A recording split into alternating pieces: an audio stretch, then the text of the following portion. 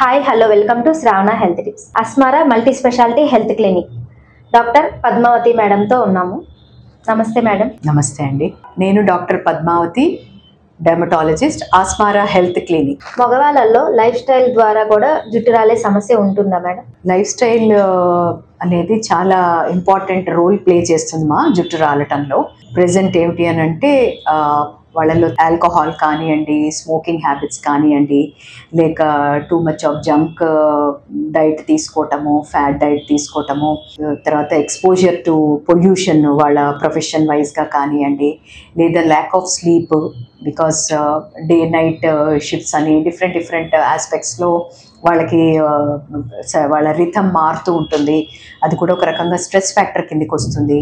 తర్వాత ఆందోళన, విపరీతమైన యాంగ్జైటీ కానివ్వండి, ఒకటి జుట్టు రాలిపోతుందన్న యాంగ్జైటీ కూడా వాళ్ళలో ఎక్కువ ఉంటుంది. సో స్ట్రెస్ ఫ్యాక్టర్ కూడా చాలా మేజర్ ఇది చేస్తూ ఉంటుంది. అలాగే స్లీప్ ప్యాటర్న్ కూడా చాలా ఇంపార్టెంట్ రోల్ ప్లే చేస్తుంది జుట్టు రాలటంలో.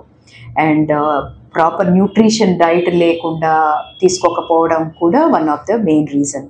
అలాగే చాలామంది హెల్మెట్స్ కానివ్వండి, క్యాప్ వాడే అలవాట్లు ఇవన్నీ కూడా ఉంటాయి. సో దీన్ని చాలామంది అడుగుతారు, వీటి వల్ల జుట్టు రాలుతుందా అని అడుగుతూ ఉంటారు.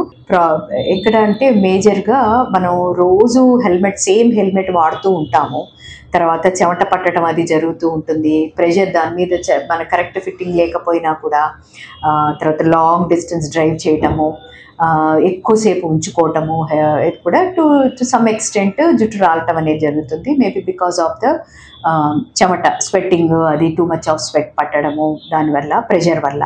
అలాగే క్యాప్ కూడా మనకి కరెక్ట్ సైజ్ క్యాప్ ఒకటి అండ్ ఎవ్రీ డే మార్చుకోవటం అనేది కూడా it's a good option.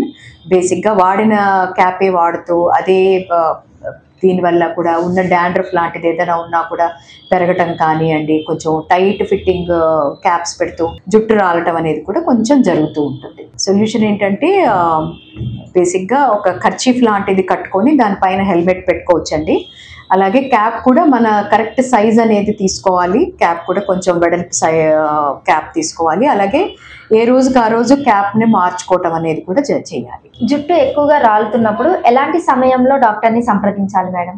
So especially male pattern hair loss అనేది ఎర్లీగానే స్టార్ట్ అవుతుంది కాబట్టి వాళ్ళు తొందరగా ఐడెంటిఫై చేసుకుంటే కనుక ఇమీడియట్గా కూడా డాక్టర్ని కన్సల్ట్ చేయొచ్చు.